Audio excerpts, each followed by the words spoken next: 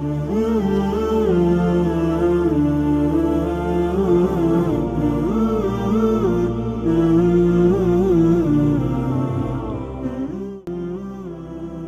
اللہ الرحمن الرحیم۔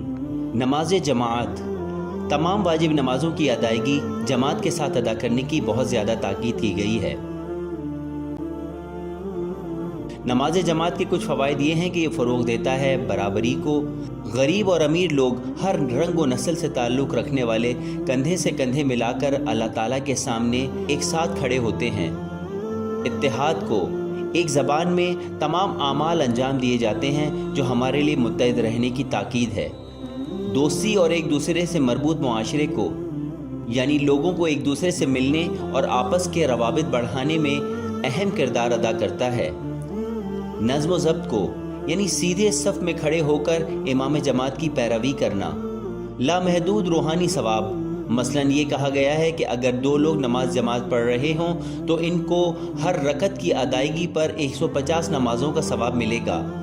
اگر 3 لوگ نماز جماعت میں شامل ہوں تو ہر رکعت میں 600 نمازوں کا ثواب، اور اگر 10 سے زائد افراد شامل ہو جائیں تو اس کے ثواب کا علم اللہ تبارک و تعالیٰ کے پاس ہی ہے۔ نماز جماعت کا طریقہ، عموماً جو شخص نماز پڑھا رہا ہوتا ہے وہ امام جماعت کہلاتا ہے۔ اگر اقتدا کرنے والا مرد ہو تو باقی افراد امام کے پیچھے کھڑے ہو کر اس کی اقتدا میں نماز ادا کرتے ہیں۔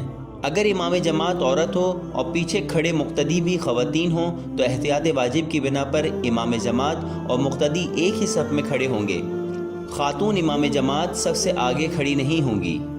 جب امام جماعت نیت باندھ لے اور بلند آواز میں تکبیرۃ الاحرام اللہ اکبر پڑھے تو مقتدی بھی امام کی اقتدا میں نماز کی نیت باندھے اور تکبیرۃ الاحرام پڑھے۔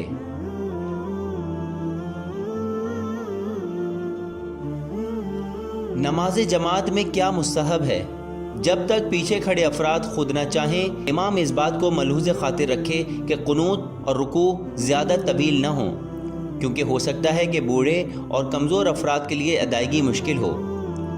امام بلند آواز میں نماز کی ادائیگی کرے تاکہ جماعت میں موجود تمام افراد آواز سن سکیں۔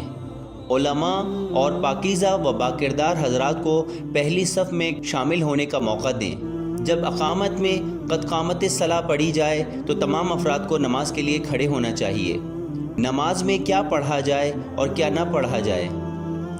قیام کی حالت میں اگر امام جماعت مرد ہو تو وہ فجر، مغرب اور عشاء میں بلند آواز میں سورہ کی تلاوت کرے، لیکن ظہر اور عصر میں بسم اللہ کے علاوہ سورے آہستگی کے ساتھ تلاوت کرے۔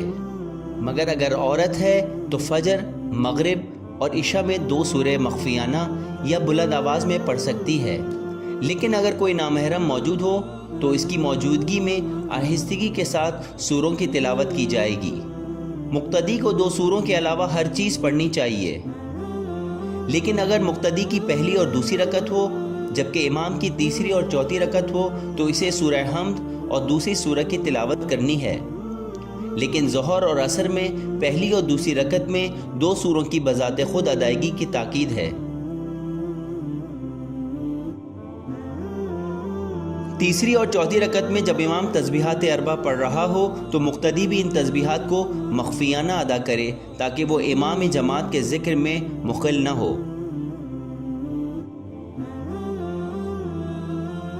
رکوع، سجود، تشہد اور سلام مقتدی نے امام کے ساتھ مخفیانہ طور پر ادا کرنے ہیں، سوائے وہ 2 سورے کہ جو پہلی 2 رکعت میں پڑھے جاتے ہیں۔ نماز جماعت کے بنیادی قواعد۔ تکبیرۃ الاحرام کے علاوہ مقتدی امام جماعت سے پہلے نماز کے اذکار پڑھ سکتا ہے۔ نماز کے ارکان کی انجام دہی امام جماعت کے ساتھ یا تھوڑے وقفے سے انجام دینا ضروری ہے۔ امام سے پہلے انجام دینا ممنوع ہے۔ امام جماعت کے لیے ضروری شرائط یہ ہیں۔ امام جماعت میں یہ خصوصیات ہونی چاہیے: نمبر 1، شرعی اعتبار سے بالغ ہو۔ نمبر 2، عاقل ہو۔ نمبر 3، حلال زادہ ہو۔ نمبر 4، عادل ہو اور گناہوں سے دور رہنے والا ہو۔ نمبر 5، نماز کی تمام شرائط سے واقف ہو۔ نمبر 6، عربی کی صحیح تجوید سے قرأت کر سکتا ہو۔ نماز جماعت میں کس طرح شامل ہوں اس کا ذکر آگے کریں گے۔